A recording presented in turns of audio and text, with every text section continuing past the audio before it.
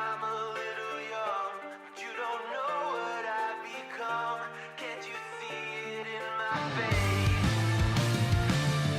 But even living in disguise, but you can see the killer in my eyes. I've got a look you can't escape.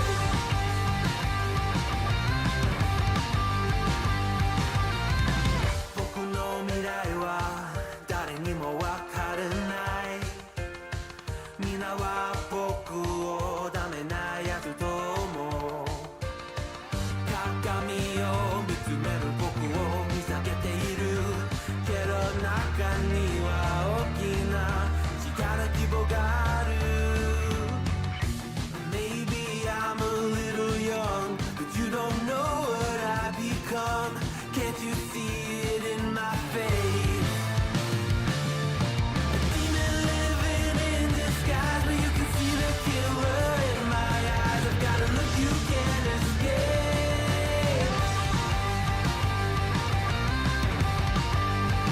You can't escape.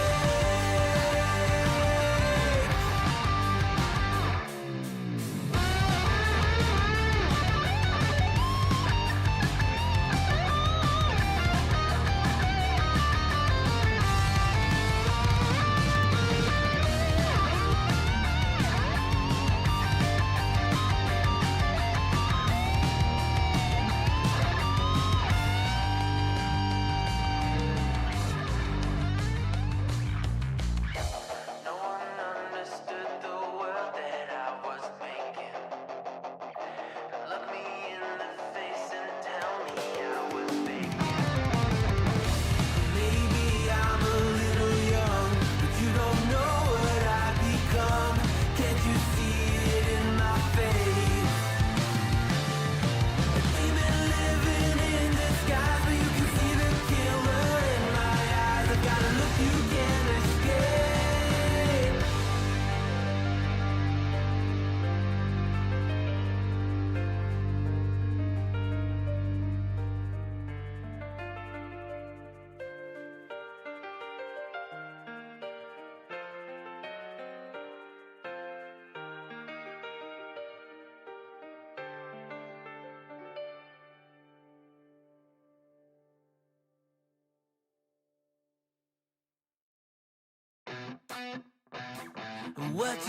What you think about when you're born into a fire? Let 'em burn it out. Sell 'em to the richest buyer. They wanna let the world decay. They tell us lies and fade away, fade away. We feel betrayed. We were raised to lose the race. Wake it to the back of the pack, kill it anyway. Listen up now, because we're never dropping out. Beat the odds, beat the big house. Our brains are bigger than the doubt. We've been thinking for ourselves, never let the truth fade away. This is bigger than ourselves, we won't let the world burn away, burn away. We feel betrayed. We were raised to lose the race. Wake it to the back of the pack, kill it anyway. To blame, haters face the world's mistakes. Wake it to the back of the pack, kill it anyway.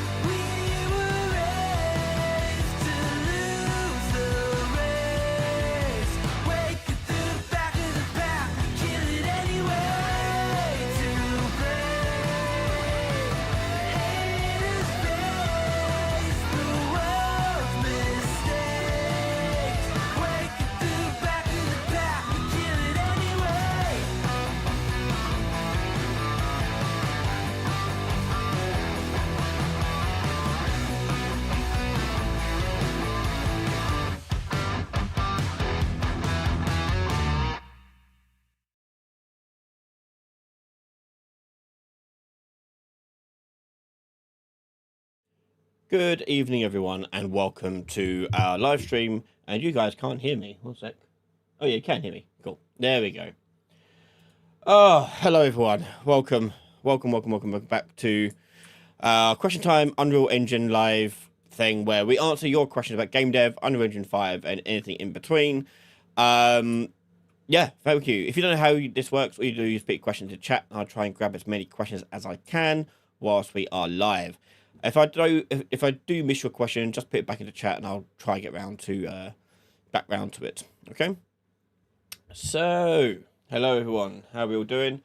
I am very, very warm. Let me just open.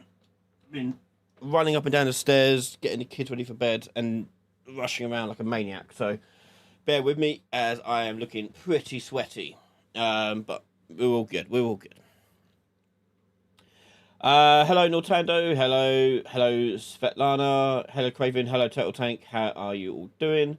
Good to see you all. Hi Andres, how you doing? Okay, so let's start answering some of the questions that are coming through here. One of the most important ones, Ryan, are you a cereal or pancake man? I'm a cereal man. I have cereal. Svetlana, how would you approach switching between levels so it would look seamless? Streaming some sort of cue preloading on background after some trigger, but before the actual switch. How to quickly unload it afterwards when the player is far enough from the trigger. How would you approach switching between levels so it would look seamless? You would just make it seamless. Like make it all in one world. You can do that now in Unreal 5. But if you want to do it the different way, you can use data layers to help unload and load levels into the place. So you don't really do streaming volumes anymore. You can do still the functionality, I believe, is still in there. But the more common way is you hide it with all data layers and you turn it off and on and bring it all in. So let's say, for example, first of all, this has to have world partitioning on. That's one of the key things. Yeah, and then you'd make a data layer, which you need an asset for. So you store that as a data layer.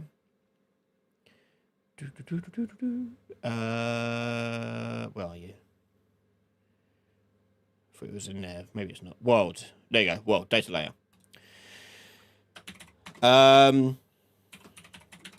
Sub-level, for example.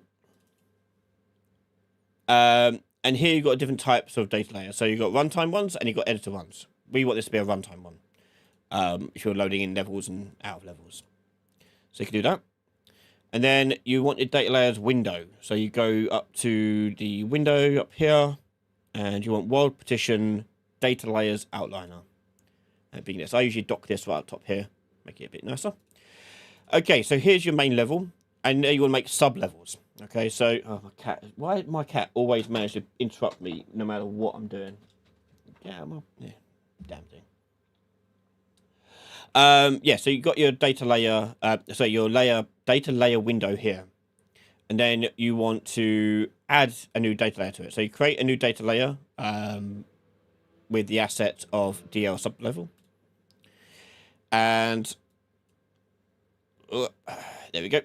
And now you can assign things to that data layer. So, for example, if I was to take everything here, every static mesh. Okay. Except for the sky sphere, I won't bother with that. Take all that.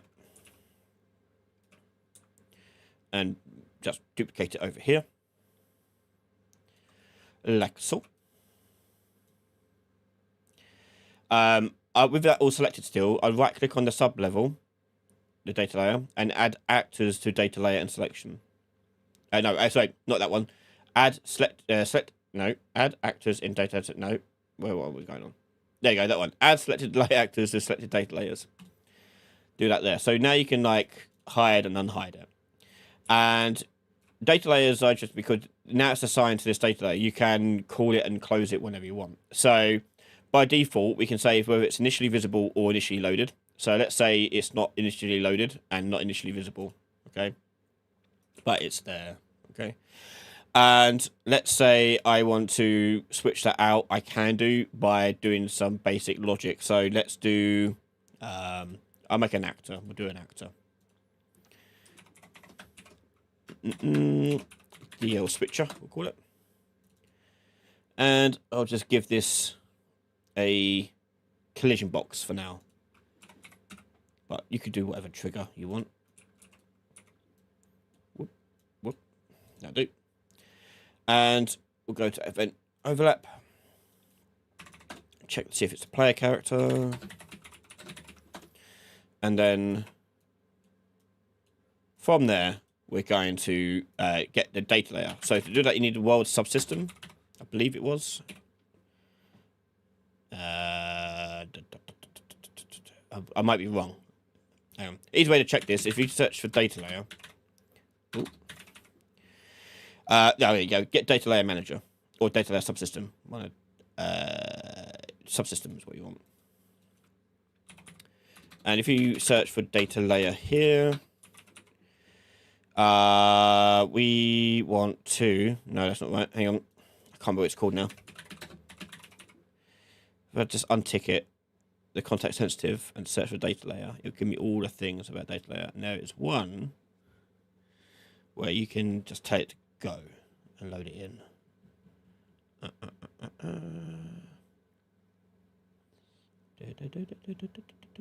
think it might be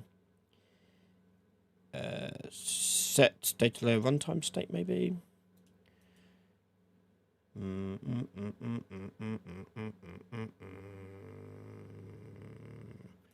think so.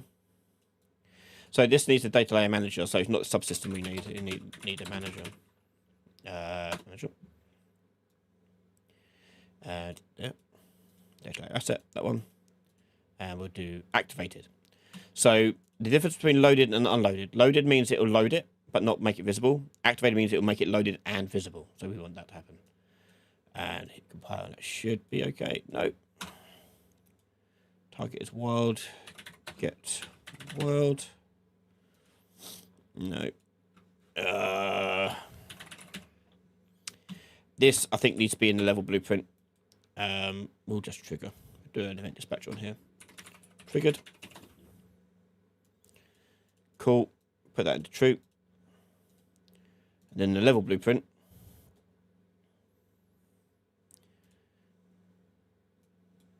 Oh. We'll put in our switcher here. I'll put it on. Oh no, put it on here. Like that. Yeah, in the level blueprint, we're going to add the event for this for triggered. Data layer manager. Yeah, that's right.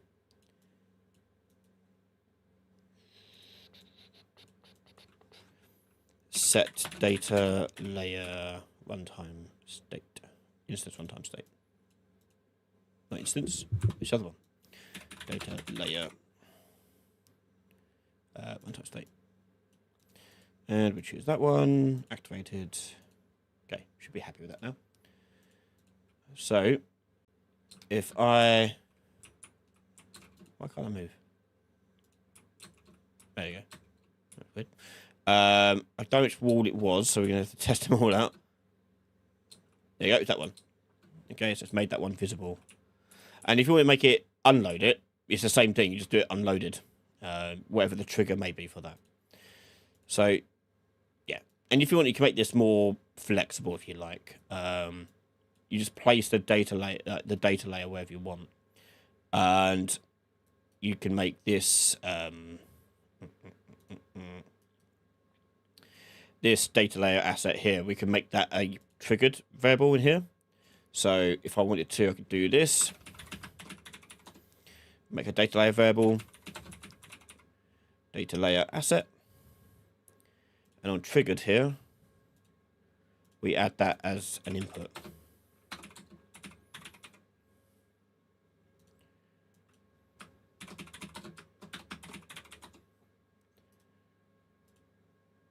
And just feed it into that.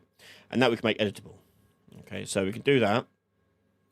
And then in the data layer asset here, we can just drag that across like so.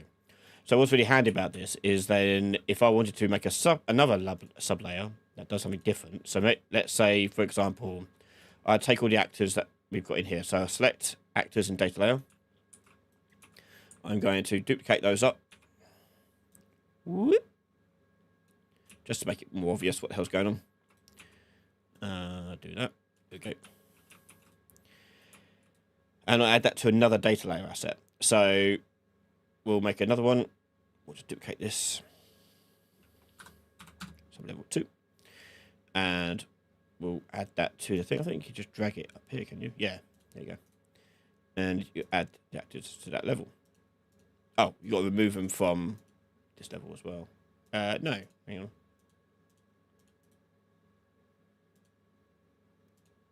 Why is that not doing that?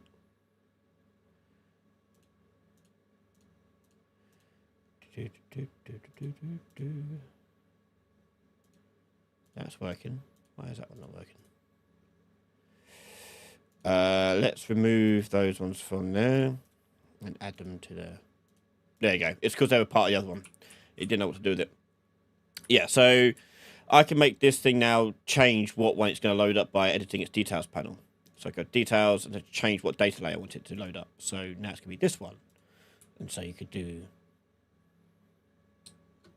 that. Okay. And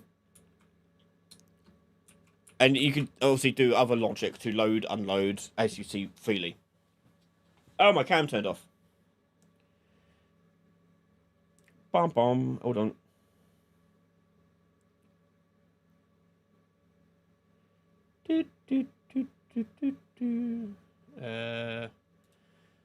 Oh, I hate technology.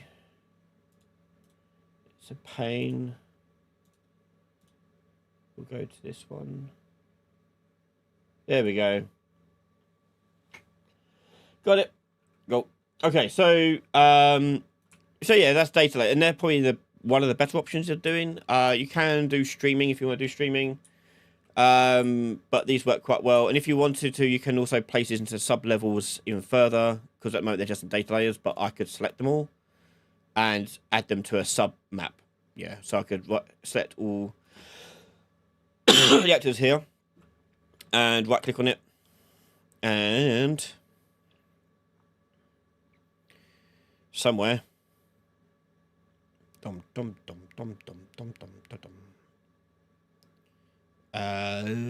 level. There you go. And you create a level instance or a pack level actor. So something simple like this to do a level instance like that. Fine. Yep. And what a level instance allows you to do is now it's a separate map, and you could do this in Unreal 5. You could just drag out maps into other maps, and they're there now. Yeah. So, and I could just duplicate it like another actor. You know, rotate it. Take fine. Yeah, and I can select them all as individual actors, so they're combined into one. So you can like sort of make little packs here. And what's really useful about this is that you got one file that you can use, meaning that other team members can then edit this one file, and you can see the changes being made live to your one when they save it and upload it. So if I want to add these now, add set actors to thing. Yeah, we now got all of that going on in here. Okay. And you may want to do a thing where you load the asset but make it visible. Yeah, you may want to preload it. That's totally cool. You may want to do that. You can totally do that. Okay. But yeah, have fun with it. Play around with it. See what we can do. Next up, let me scroll up and see a few more. When is the new survival series live? Good question. We are nearly there. We're still editing a lot. Basically, on it. More info soon, hopefully.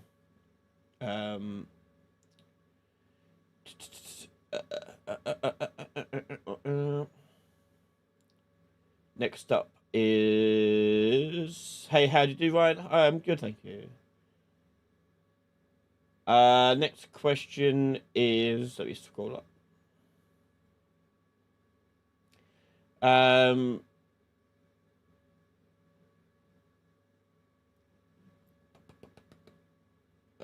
we scroll up. Hey, Chris, how you doing? Nice to see you in the chat there. Nice and crispy. we need to catch up, man. We need to catch up.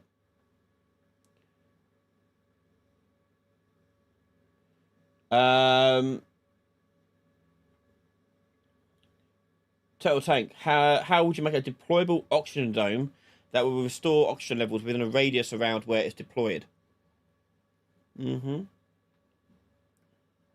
Okay, so let me just turn off these guys here first. So deployable oxygen. So oxygen is going to be like a setting that you have on your character. I'd imagine. Why have we got that in there?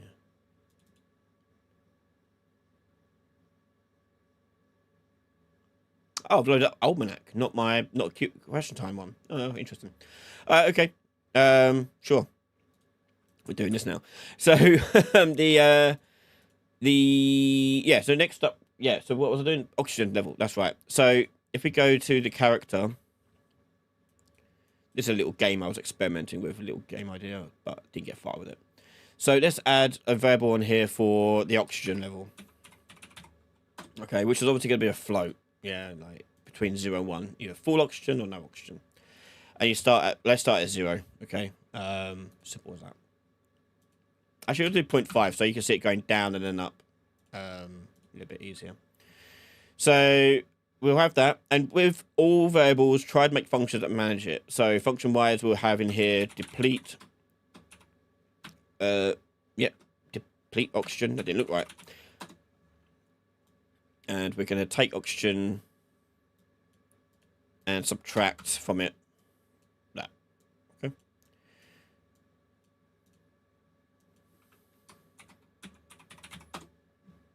Okay. Like that. And you may want to do a return node actually for this one, because you are changing a value. Usually quite good to return the actual value you're changing. So, yep, that's all cool. Gain oxygen.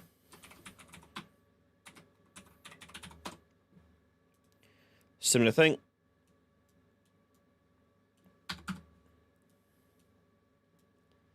Do that. And then return that oxygen node. So we've got that going on there. Okay, so we've got gain and deplete. Now we're going to do like a timer, I guess, for when you are in breathable and not breathable air. So on our begin play somewhere, I don't think I've got it in here actually. On begin play, we're going to set a timer up, which will do like a repeating loop of checking whether or not we can breathe.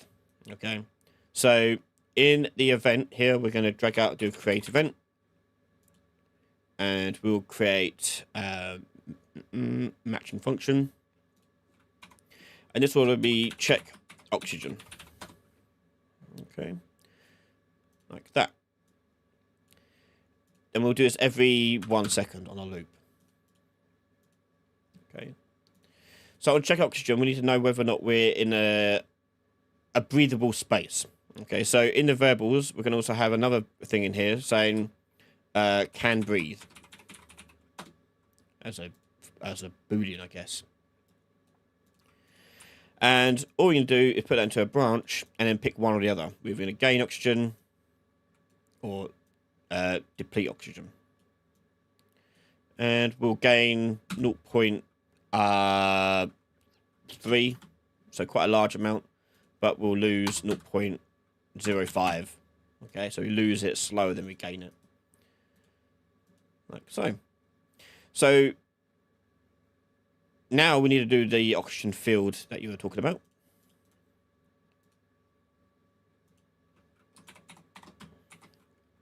Oxygen dome, whatever you want.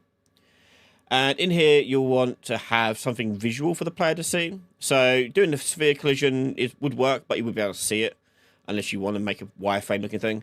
You're probably better off, it again, depends on what you're trying to actually do, I guess. But you're probably better off doing an actual mesh and then changing its collision. So we're going to change that to be quite big.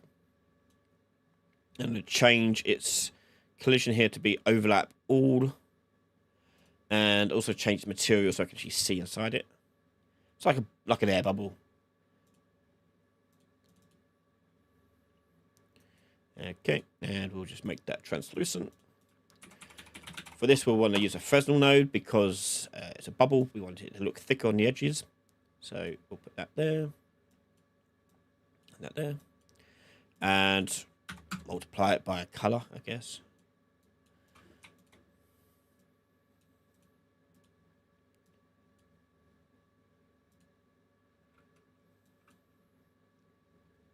Something like that. That'll do. I'm not going to spend too long on it.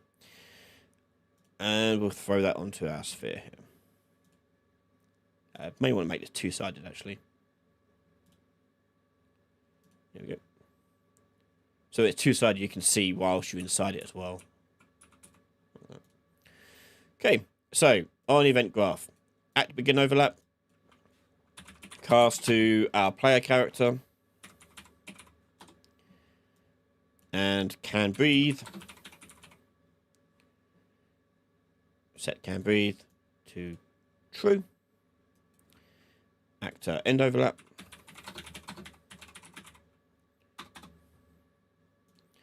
This is a very basic version of what you're trying to do. Like, there's other like scenarios you would need to think of. Like, if you wanted it so if you had two bubbles overlapping each other, obviously you don't want to trigger the end overlap for that as well. Okay, so you need to do a check to see, like, is the player still within inside a breathable space or not. This is a way of doing it. Okay, so yeah, we'll do that. And yeah, that's about it really. So let's just chuck that in there. I need to put a print string or something so you can actually see what the hell's going on. Go back to the character, and we'll just do. I'll put in the tick. Where is it? There it is. Print string. Format text. Oxygen level. There's format text. If you don't know what a format text node does, it will replace parameters that you put in curly brackets with whatever you plug in here. So I'll plug that into there, and it'll print out now oxygen level, colon, whatever I put in. Because we're going to tick and turn duration down to 0, so every frame we just get 1, not loads. So 0.04, 0.353, and then goes back up. Also, I need to clamp it. I haven't clamped it. And then it goes down again. Okay. So the bit that breaks on this, though, as I mentioned, is if you have like two of these overlapping. Because you'll leave one, that'll trigger the overlap to say you're not breathing, but you are technically inside a bubble still. So what you need to do is check to see whether or not you're overlapping a actor of that type whenever you leave it. So on end overlap here, we want to make a function on our character to say check can breathe, I guess. Or query can breathe, I don't know what you want to do. And you go check the overlapping is overlapping actors. Overlapping. No. Overlap is overlapping. Get overlapping actors. Just do that, and then class filter BP oxygen dome. There you go. And you check the length of this. If it is greater than 0, you do can breathe. There. So rather than setting can breathe to be true or false, you can just do this on the oxygen dome instead. So check can breathe, and I guess you could also do this one up here, but on begin overlap you're always going to be able to breathe. It's not really going to be a case where you can't breathe in that case. So it's going down, going back up, and then it should carry on going back up until I leave that bubble. Okay. Hope that helps.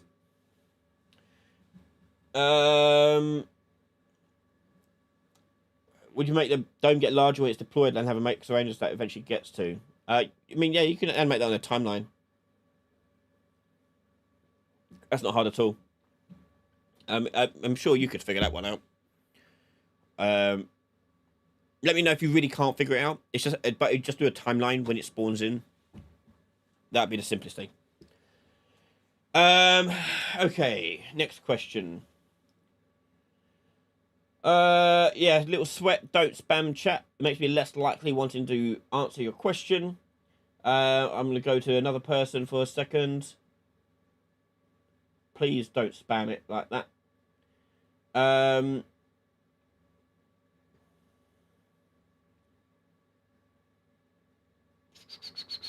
FG channel. Any chance you can make a tutorial on how to make a stat system where you have like weight, movement speed, stamina, health, but you can upgrade those stats with each level you gain? We could probably make a tutorial series for that. Won't be able to do it now. It'll probably take up a bit more extra time than we can really afford to. But yeah, we'll do that. Okay.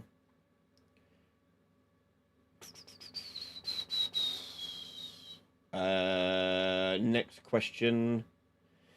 Can you make a zipline from Phoenix Gold? Like, I want as trying to make one with a spline so I can adjust the length. Yeah, so you do want to do it with a spline because they can do the adjustable length thing. So a zipline. There's a couple of things you need to consider. Let's do actor.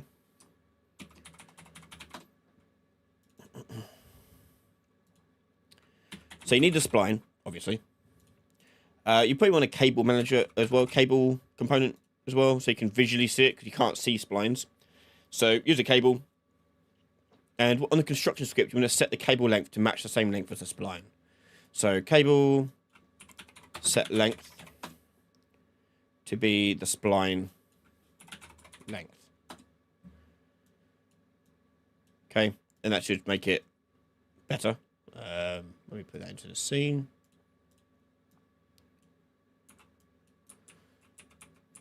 Too much give on it. Let's shorten it a bit, make it less stretchy. So on the construct script, we'll do that as spline length multiplied by 0.85. We'll see how that looks. Because you want it taut, like.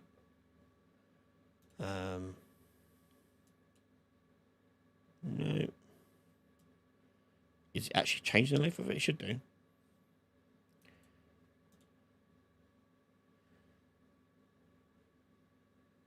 Cable length 85. Yeah, if I change that, it should change that cable length there. Oh, I'm checking the end location of the spline, not the cable, not the spline. So if I do that, yeah, the spline does get longer. Cable does get longer. So yeah, I just need to make that a bit tighter. So let's go back to the zip lines construction. Maybe 0.5 of that is what actually it's going to be. That's better. We'll go for that. And then we'll attach the end of the point of that cable to the end of the spline as well. So cable set end location. Set end location. And this is a relative spot. So we want to get the spline get location at spline point. And you want point in X1. And you want local coordinate space and to go into end location there. So as I drag the spline out, the cable should match it. Okay. Like so. So a couple of things you need to worry about when you're doing this is... Oh, I didn't set the end location to do the same. But a couple of things you want to worry about when doing a zipline is also you want to measure like the angle that you're going down at as well and change the speed based upon that, as well as the direction you go down it. So if it goes down, you go up, go down, go up, like that. So that's what we're doing there. So let's go ahead and I will answer your question. Don't worry, little sweat. Yeah, we'll be doing it. Don't worry. So so alongside doing that, we also need to be able to overlap it because we need to determine when the player touches the zip line. The problem with that is that splines don't have a collision component on them.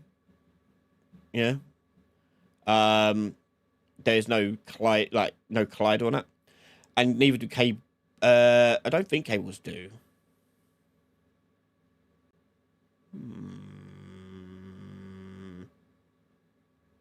I'm not entirely certain now. Let me have a look. Print string. That'd be handy if it did.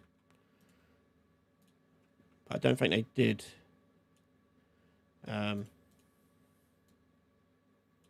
that. Yeah, no, they don't. So,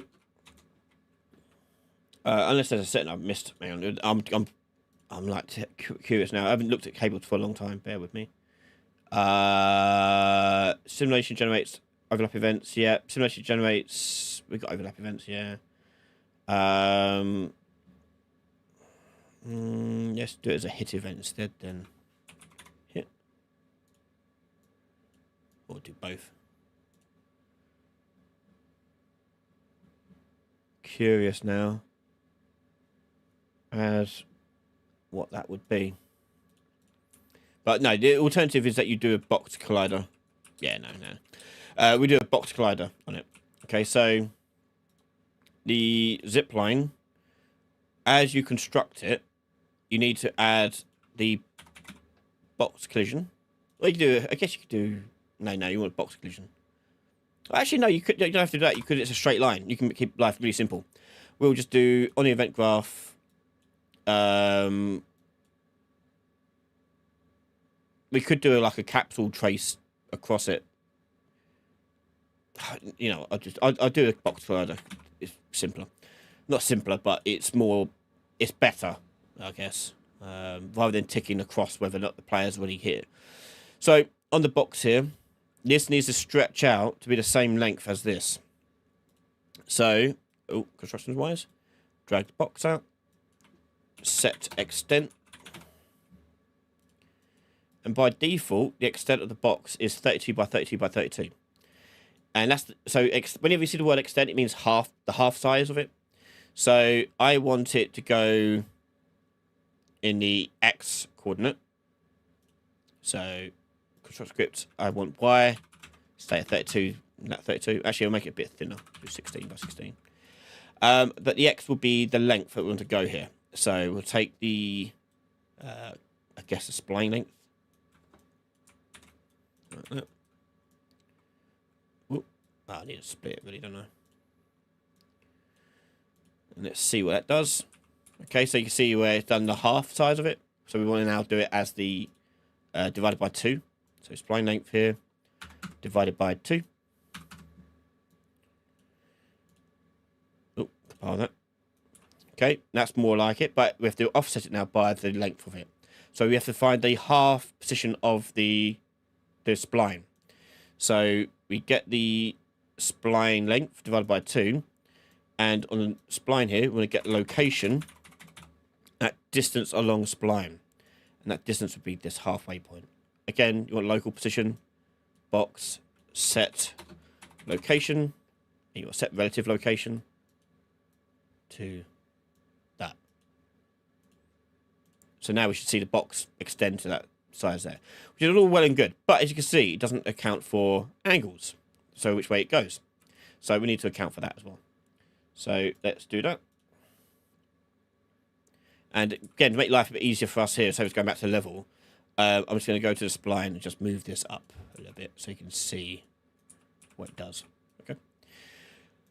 Okay, so we want to take the construction script again, and we take the box and set the rotation, relative rotation, to the tangent at the location at distance along spline. So from the spline pin, get tangent at distance along spline, put that in there. Again, it gets us a local, and then you want to plug that into the rotator. Now, this may not work because there you go, it worked. There you go, cool. I have to say, it may do it the wrong way around, but because we're using X, it makes sense. So that's going to now use the tangent, which is basically the angle of the spline, and it'll go across like that, okay? So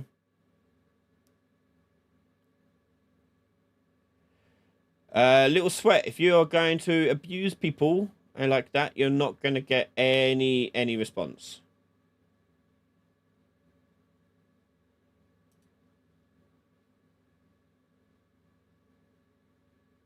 Okay. Yeah, I do answer questions on on Twitch as well. Abo, sorry, I will see it. I will get to you. Oh my god, my cat, go away. Every time. Okay, so now we've got a collider that responds to this. So on the Zipline, we can do a collider box overlap with this now. Add event, we can overlap. In fact, we could just use the actor begin overlap. Probably be nicer. Okay, other actor. I'm going to check if that's equal to the player character. Put that in there, put that in there. Okay, and then I want to attach my player to that location on the spline. Okay, so on the spline, you're going to do nearest, no, not nearest, closest. They keep changing what, well, not keep changing, they change it every now and then what the bloody things are. Find location closest to world location. There. Okay, so that gives us a location on the spline closest to this world location, which would be the player character's actor location.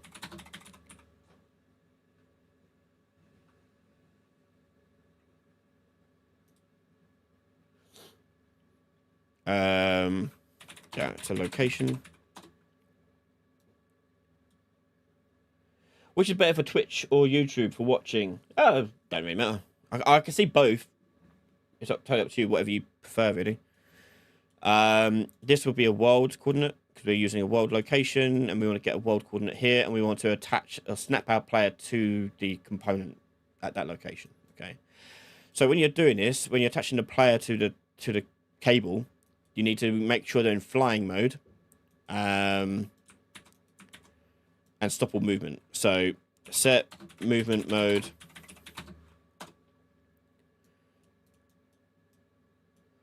to flying, and we want to set actor location to that location there. Okay.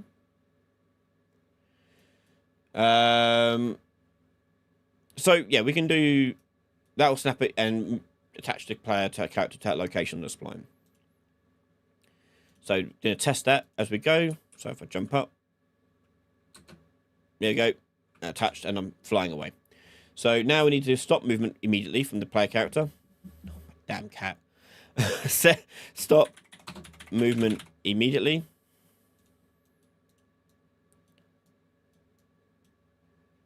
Like so. And we also want to disable movement input. Okay, so from the, I think it fits from here, disable, yeah, disable movement. Like this. No, not disable movement. We want, I guess we could disable movement. What do we actually want to do? No, we'll just do this. So we'll have this going on over here. Now, this we want to collapse to a function, and we'll do attach player. We'll call it whatever. And in here, I want to promote the value here to a variable, and we'll call it rider. Like so. And then on the event graph, on the tick, we take the rider, we check to see if they're validated. And if they are, we're going to add movement input. Or get the character movement. Come on, first of all. Character. No, it should be a character. Actor. damn it, hold on. Let's cast it over here. Cast to character. There we go. So back on the tick, I can now change this to a character type. Now we've got that cast going on in there. This I can do now, add movement input. And I want to get the direction I want to go in. And that would be the spline's direction. So get direction at distance along spline. Yeah. There.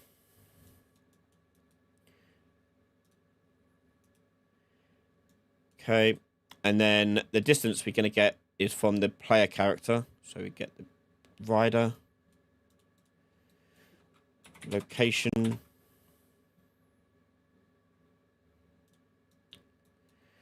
And I want to get the distance. No, closest. Oh no, that's what we want. Find direction closest to world location. That would be fine. That's what we want.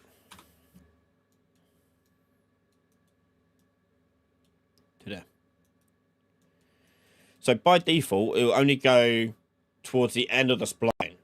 If you want it to go up or down, that depends entirely on whether the line is going up or down. So a quick way of doing that is you have this as a multiplier to a float. To a float. And the float here we selected based upon whether the dot product of the up vector of the line and the direction of the line are positive to each other. So do a dot product with this and the up vector of the world. I'll just do Z as 1, that'd be fine. Oop. So if it's positive, it means it's going up. If it's negative, it's going down. Okay? So we're going to go up like that. I guess I could just do that as sine, I guess. That'd be probably an easier way of doing it. Okay.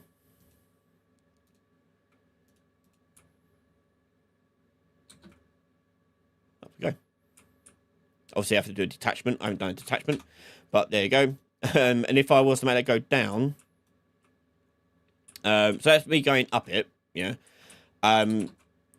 You also want to take into account which way the player's facing and match that to the rotation of the line as well. But case in point, if I was to make this go... Oh, wait, no. I just realised a mistake. This is always going to go up. I should have done it. Yeah, it's always going to go up. Need to do the other opposite. So, not sine. I want that to be dot -1. Like that. So that way it will always go down. There you go.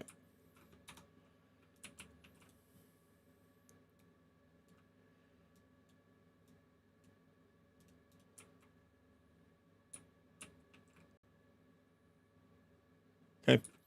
And you just do the end overlap to tell the character to get off the thing. But if I then want it to go the other way...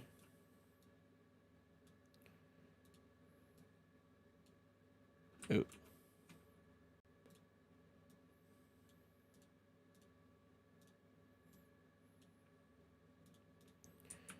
It'll now go down this way. And if you want it to, so the steepness affects it, don't do sine, just do the number straight up. So just plug that straight into there. And the steeper it is, the faster you'll go. Okay, so case in point, if I make this not so steep, like this. Move up a little bit. We should go fairly slow along this thing. Oh, I need to take controls of the player as well. See, quite slow. Make it steeper. Oh. Bit faster. Might have to add a multiplier to it, but yeah, you get a gist. Cool. Anyway, so next up we are. Let me scroll up and see what questions we've got here.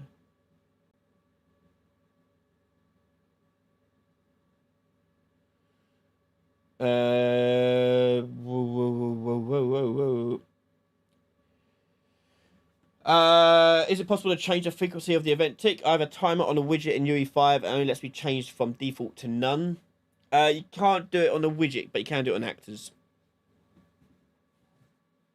If I remember rightly, I could be wrong about that, but if I remember, I tried doing this once before. I believe widgets can't do it. Just double check. Yeah, tick frequency here. You can either turn it off or on. Yeah. So, yeah, you can't do that. But you can do it to actors. So, if you want to do it to actor, you can do. But, yeah, no, tick otherwise, no.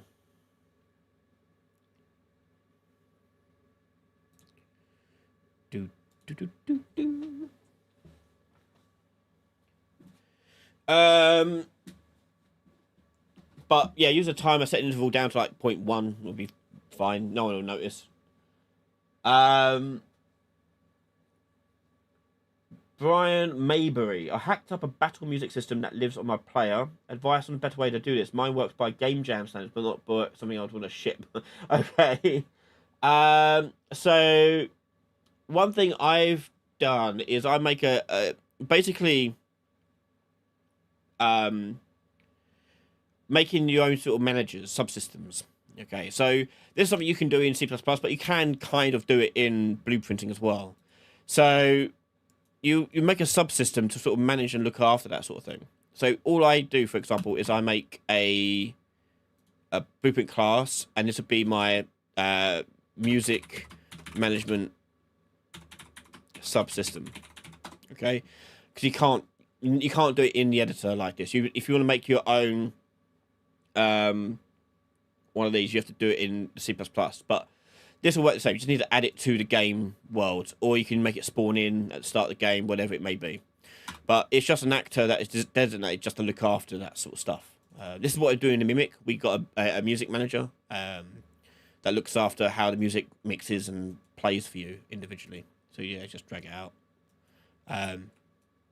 Yeah, and I also give it like a billboard icon, so it makes it easier for me to find. But yeah, that's literally all I do.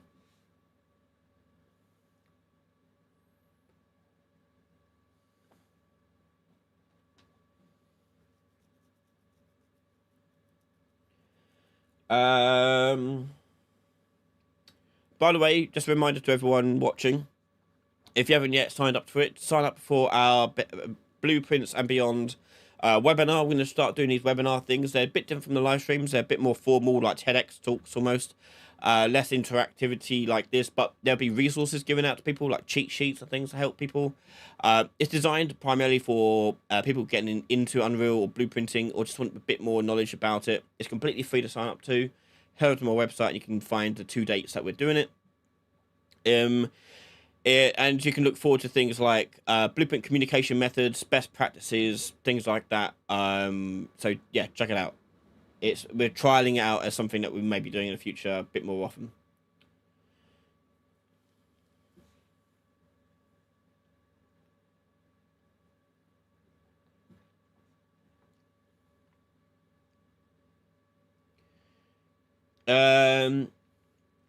Jason, the only reason I want to change is because I'm developing a VR game. I'm trying not to affect performance too much. I don't know how badly the tick will affect performance.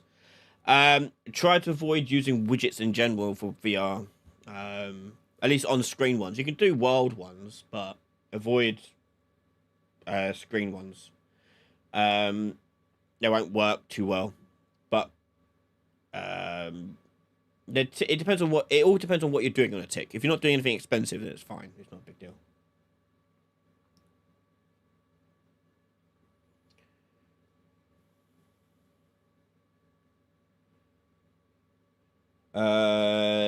Let me scroll up and see what else we got.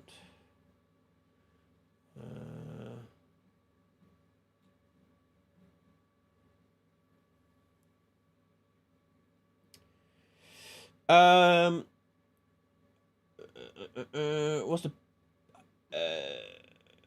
Phoenix Gold? I have a custom character I swapped on a mannequin. I set his IK rig and did a retarget. All his animations work in Animation Blueprint. and it's using the same blueprint as the BP third person, but walk isn't working. Is it an AI character by any chance? Let me know if it's an AI character. I'm going to guess it is based upon what you're saying, you're describing.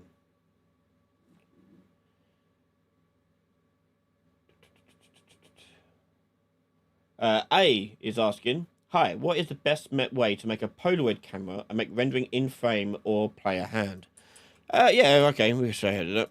So, I've done a photo system before, so I won't do too much about how to take pictures and things like that. But essentially, what you have on your person is, we'll do an actor here, and we'll do Polaroid. There you go. I'll make a little model for Polaroid, just so you get to see modeling mode, and you get to experience the joys of modeling with the modeling mode. So, we'll do that.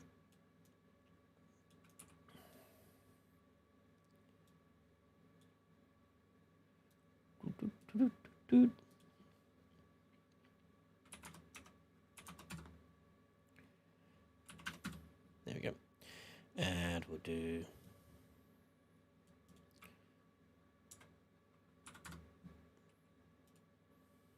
like that. And usually when I'm doing modeling mode, I'll turn on lit wireframe so I can see the wireframe a little bit nicer. And we're going to go to model, polygroup edit. And we'll inset this to be like that. And bring those up like that.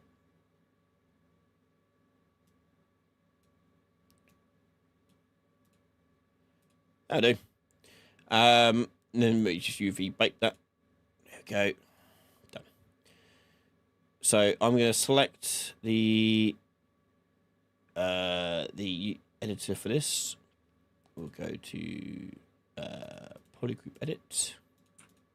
Select these pieces. Go to UVs. And I want to go to the, not UVs, attributes. There you go. Edit materials. And we're going to make a new material. And assign the active material, active material 1, and assign it to, there we go. Assign it to those ones there. So if I were to pick this, we get a different thing. Okay. Cool. That'll do. So there's our Polaroid. So the main thing is you want to make an image for this, a render target. So we'll go to texture, render target, and then make a material out of it. And this render target will be the picture in the middle. This I'll just make the wall color, white, whatever it is. Just do, there you go. Just do that. So now we've got that real-time texture, render target texture there. Next is actually taking this picture. So I'm going to put this on the player character.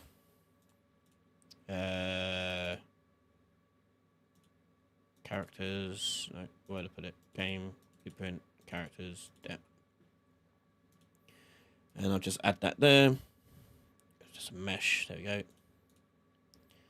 And oh, I've forgotten where to find it. Hold on. Game. There you go. Okay, and we just put that into position, where it may be. I'll attach it to the camera. So it moves with the camera. That'll do. And the main thing is we have on here is a render capture, scene capture 2D component. So we're going to have that attached to the camera here. And then we choose the render target down here to be our render target there. Okay. Now by default, I believe it's meant to capture everything all the time. So why is that not doing that? Render target material. It's working. It's just upside down, but it's working there. Why is that not working? Oh, yeah, because I haven't set... Yeah, I know. I know why. It's because I didn't actually set the material over here correctly. There you go. Still using that other one. There we go. And we'll just give it...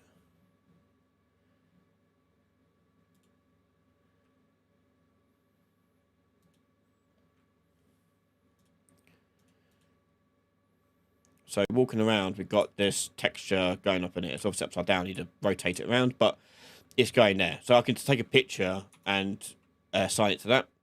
To take a picture rather than seeing it all the time, on your capture component here, we'll attach that to the camera there. Down here, you've got capture every frame. We're going to turn that off. And we want to turn off capture on movement off as well. And we're going to be tied to a button. So if I take in one debug key, I can then take the camera capture over here, and we can do capture scene like that. Okay. As for that material being swapped around, it's got upside down in here. If I go back to the modeling mode and go to UVs, and I'm going to go to the UV editor.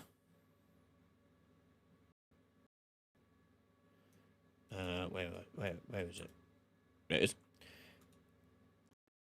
We can, in this case, really simply select it and then move it. Hang on, let me change this and just rotate it around. Ooh, let's turn snap on.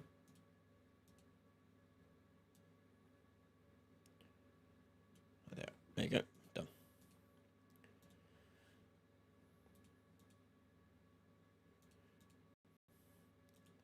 So now, if I want to take a picture, oh, give it a sec, because I hit the bloody thing.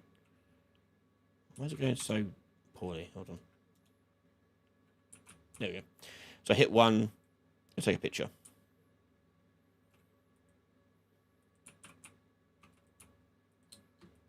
Polaroid. Okay. As you can see, it's quite low resolution. You can change that. Just going to the render target. By default, it sets it 256 by 256. Just change it here to whatever you want. So 1024 by 1024. Do ideally pick a power of 2 as your solution there. Okay. So do that. And then if you want, and because it's a material, you can do other things to it as well. So if you want to make it like black and white image, you can totally do that too. Just desaturate it. Oh yeah, sometimes happens when this gets like this. Just change the sampler here to linear color. But yeah, if you want to make it grayscale, just desaturate it,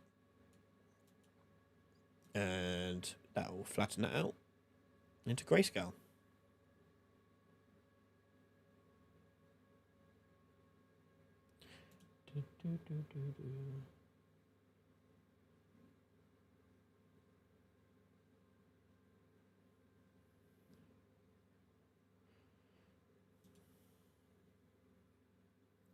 Bum ba bum bum bum ba bum bum ba bum bum bum.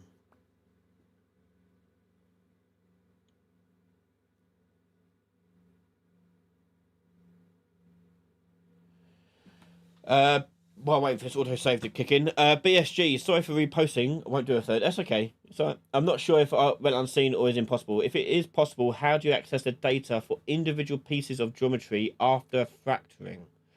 Oh,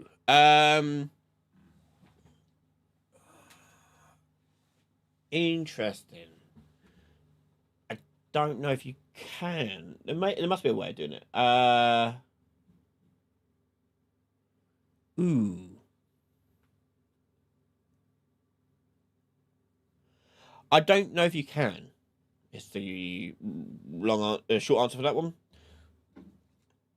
It's somewhat disappointing also, I know, but I can't think of a way of where that might be possible. Oh, what is autosave doing? This is why in some projects now I've turned off autosave, because it just hangs like this for ages, and it's like I can't be bothered. I'm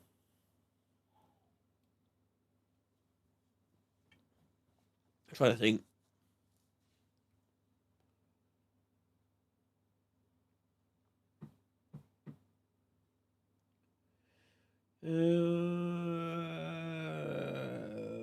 Yeah, no, I can't think. I don't think there is a way. I have to double check and have a look, but I don't. I can't imagine it. You know. Yeah, as Therese No is saying, Jason, gameplay tags might be a nicer way of handling that, rather than having a load of booleans everywhere. Yeah, it's quite handy.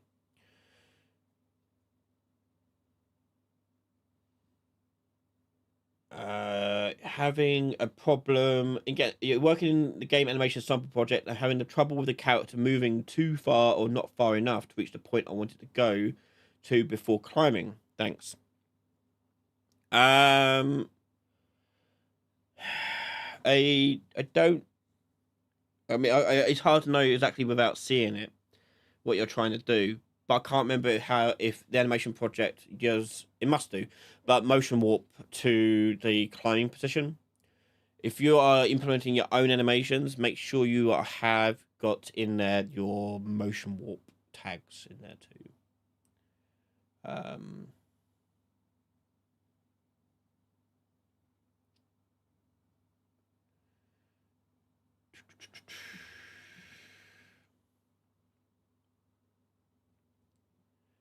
um,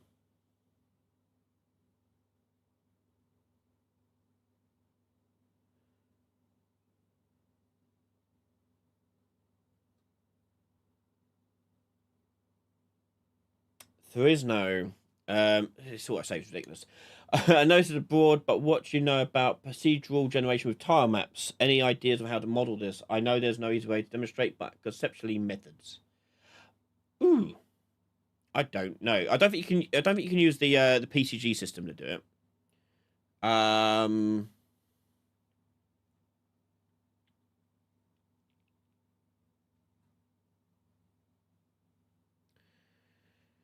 don't know. I don't think you can do it with a tile map, like in a traditional sense of a tile map.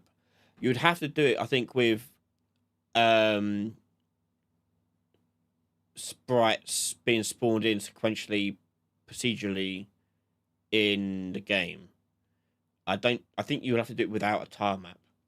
Um, Tile maps are kind of fixed. You can't really do much with them after they've been made. So I think that's the solution, is not to use a tile map. Instead, just using individual sprites and actors and things like that to handle it.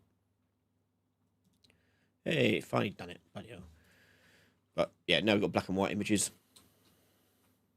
Okay.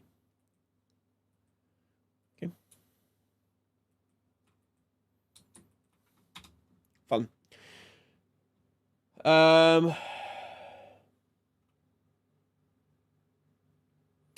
Yeah, it sounds like it might be a mess, Jason.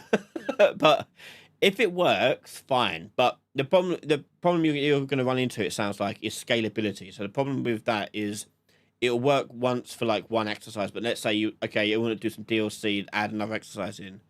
You're going to end up into a position where you're just adding a lot of work into it. So yeah, it may not be the best way of doing it. I can't advise without seeing it personally, but I'm sure there's a better way of doing it. Yeah.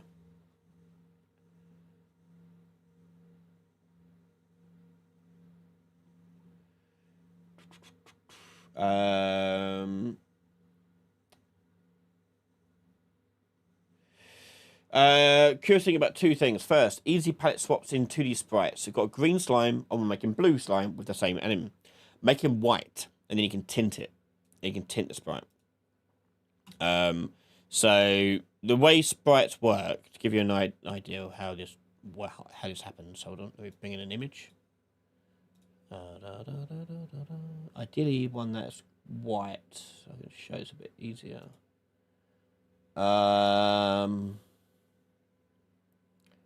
know if this is see-through or white. Hold on. Yeah, see-through. Damn it.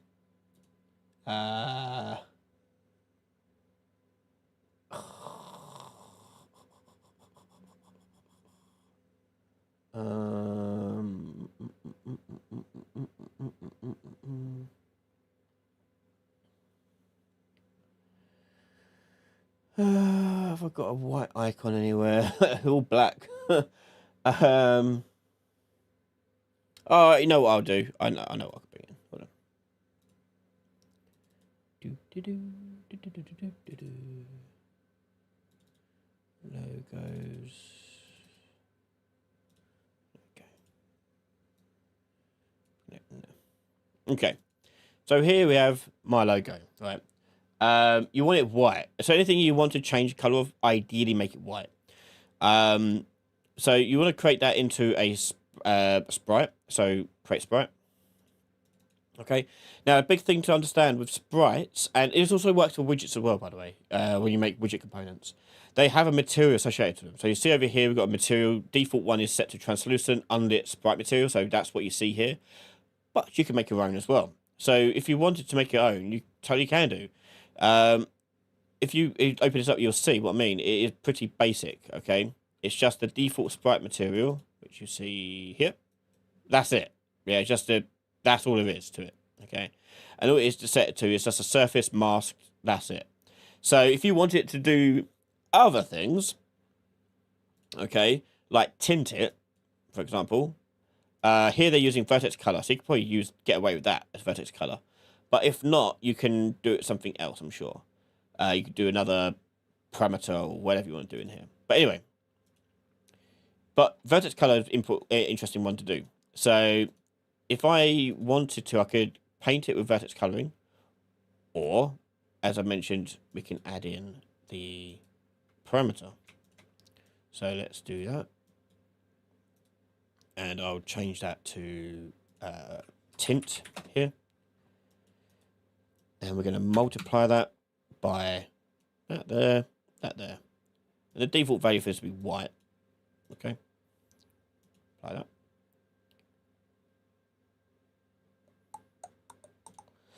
Okay. So that's now in there. And this thing has the ability to be tinted now. So if you want to add the tint variable, I don't know if you can do it on here directly. No,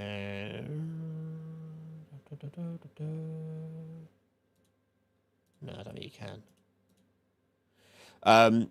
But we can change it in game. Okay, so let's say, for example, I have this on my actor for, I don't know,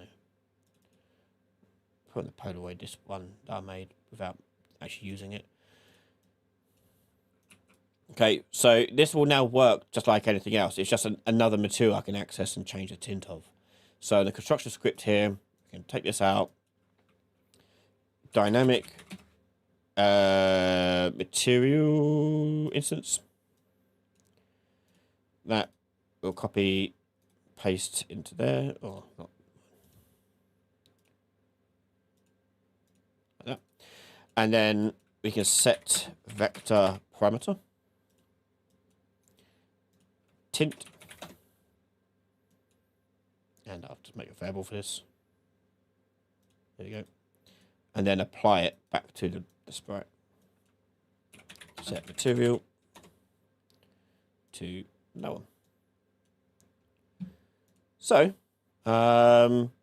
default of this would be white. Like so. And I can drag that into my scene. Polaroid. And I can click on this value here and I can change it to whatever I like.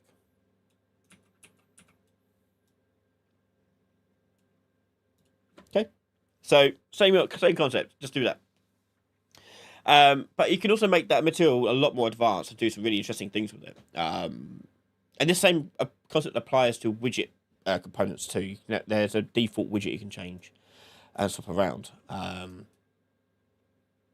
Yeah, play around with it. Pretty useful. Abbo, I looked for your question. I didn't find it. I scrolled up and it's not coming up. All I see is the last. Maybe it got lost in the old chit chat. What is your question? I can't scroll up too far. If you're not there, that's why I say just put him back in the chat.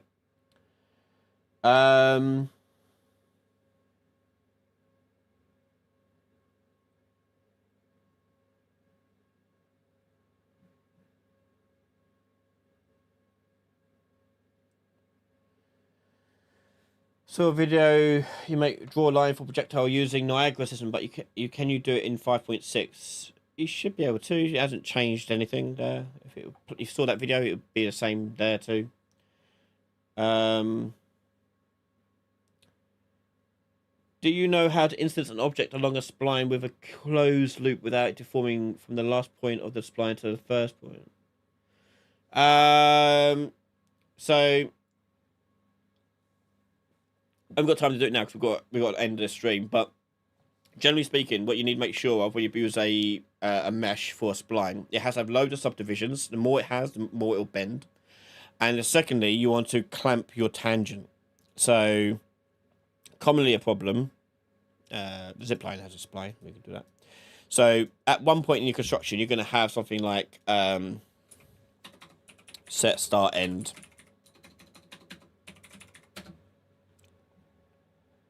No. Oh, sorry. That was going to be for you need a spline mesh. But for now, I'll just do this. So get tangent at distance log spline, whatever. You want to clamp this vector size to the length of the mesh, wherever it is. Okay, so if it's a pole, get the length of the pole and maximize the length of the tangent there. Okay.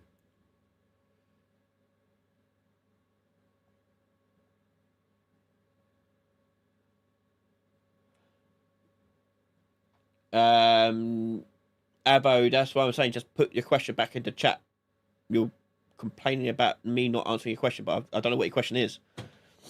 G1X, if I want to make a player I can dig into the ground, how could I do it? Thank you. You need a voxel plugin.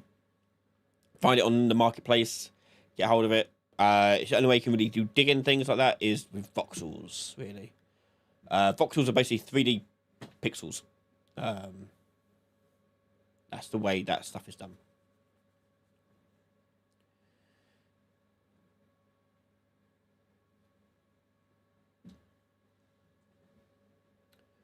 Can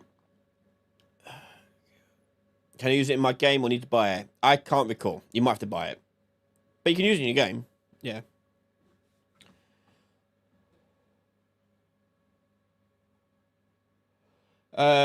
Craven, I'm making a Souls-like continuing from a uni project. I'd be going in the player and organizing everything with components and using tags, just a mega organization. How would I go about it? Sorry, repeat the question. How would I go about that? It basically break it down to systems. It's an RPG, and this is general for all RPGs, not just Souls-like games, but all RPGs. RPGs are system heavy, meaning they've got a load of mechanics which all work together and integrate with each other pretty closely. So you want to really plan ahead what the system is actually going to involve. But once you've done that, is make the system itself. That's why I usually put stuff into components, because I can then make it a little bit more compartmentalized. But yeah, the first thing I would be doing if I'm making an RPG is sitting down and actually working out the actual mechanics and systems of the game entirely first. Not necessarily content, just how the mechanics are going to work. Because there are some things you could like. I will make a system tutorial on like inventory, for example. You won't need everything that's in that system, and you don't want to waste time, energy, and effort making something that you just aren't going to use. So be flexible and understanding of what you actually need to actually cover first. So I'll sit down first, figure that out. Yeah.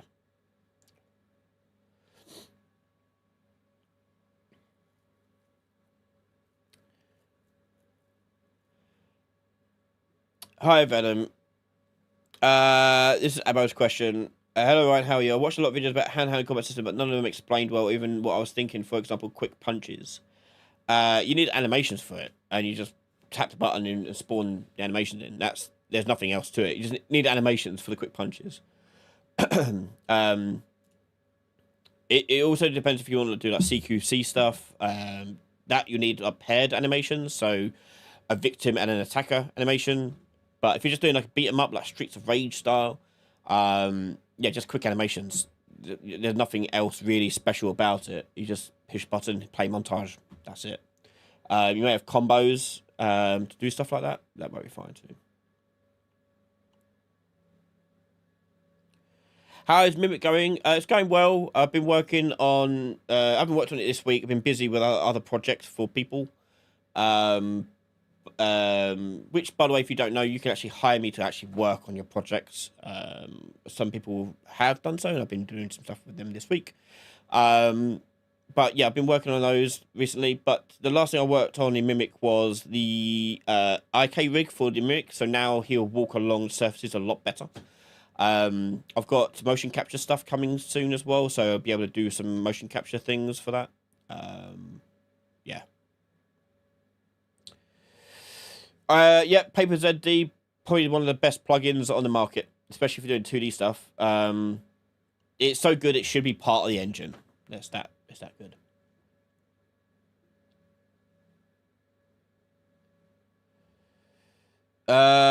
Do you usually use any system to load or unload assets into memory when opening a level, so it doesn't start loading them within the level itself?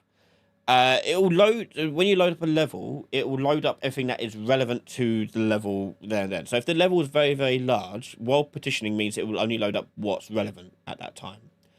If the level is small enough, then it will load up the whole level. That's not a big deal. There's no way you can really stop it from doing that. It has to load the whole level and load all the references inside that level. If you are splitting things up and you want to load things separately, you can do that. You just want to load, like preload data layers. So we messed about data layers earlier, and we showcased how you could change them to be loaded up with this actor here.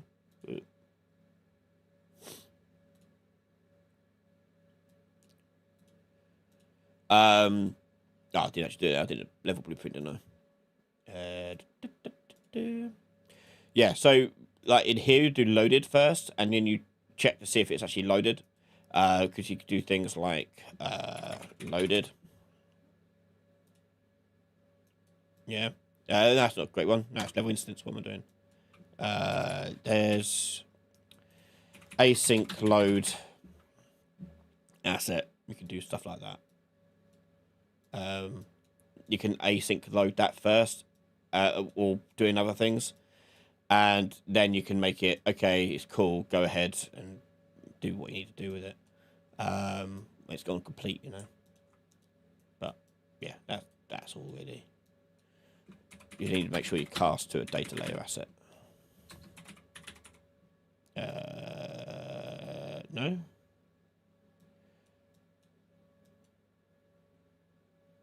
Whoa. It should do that. Oh, there you go. Yeah, cost data layer asset. There you go. Do that. There you go. So something like that would do just fine. But you're not going to notice it because it's going to load up. It's going to be so quick to load up. It's just not going to notice that gap. Yeah. I think I deleted the thing, didn't I? Yeah, I did. But yeah, there you go.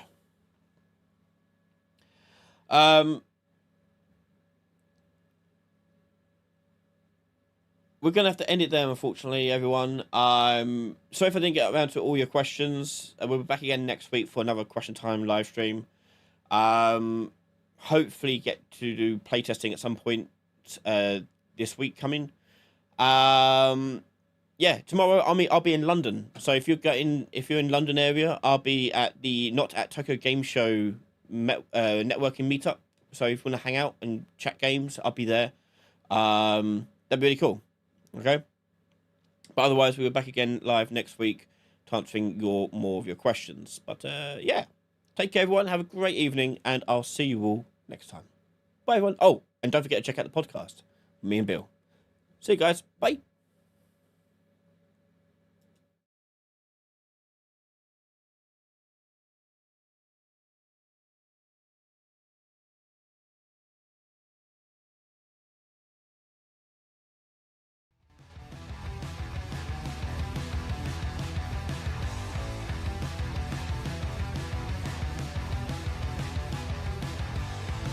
You think you've got my number figured out?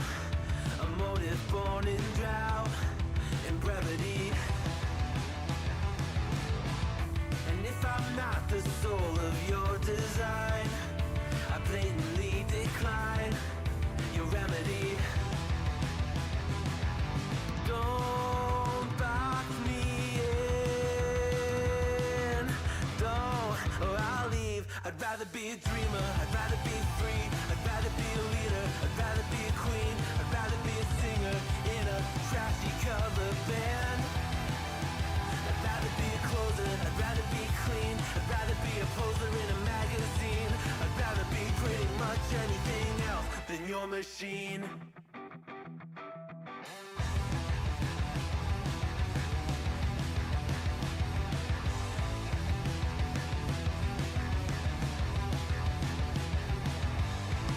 I wasn't always just a single shade, a palette full of gray in reverie. And I can burn it brighter than the sun. I have a golden gun inside of me. Don't box me in. Don't, or I'll leave. I'd rather be a dreamer. I'd rather be